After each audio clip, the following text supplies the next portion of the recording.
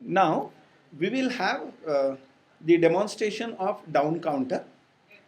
The purpose of a down counter is related to the application like You have already loaded 50 bags on the conveyor belt.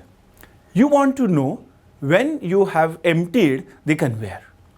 This is where you will start with 50 and go on counting like 49, 48, 47, etc. At that time, you want to know when to stop the conveyor. If this is the application, you will be using down counter. you go to PLC simulator and configure now the down counter, like by adding the new run, add the initialization pulse.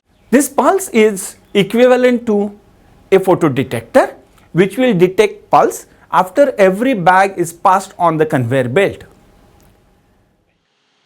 which is already loaded, and then put here the down counter, configure this down counter as the label is CTD, and suppose I want to count 2 bags, and this would be the tag for bag. I call that as a pulse because I am getting a pulse. Now if I compile this, you will find that now as compared to up counter where the accumulator was 0, now here you will find that whatever you have loaded is the present value which will be transferred to the accumulator, and then accumulator it will go on decrementing. And that's the reason it is called as down counter. Look at one more thing, your done bit is already on and count done bit is not on because you have not initialized it. So let me do that exercise and toggle this. The moment I toggle this, now this 2 has become 1, means it has decremented by 1. CTD has become 1, and if that bogey or that object has gone, this will be switched off and the CTD underscore CD pulse will go. As you transfer a bag, so the pulse is now disappeared. CTD underscore CD will become 0. Done bit will remain 1. Accumulator will remain 1. That means 1 bag has passed on the conveyor belt. Now if you do it for second, now that has become 0.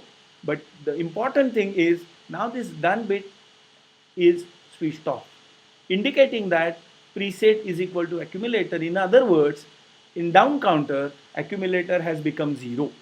This is the purpose of using a down counter.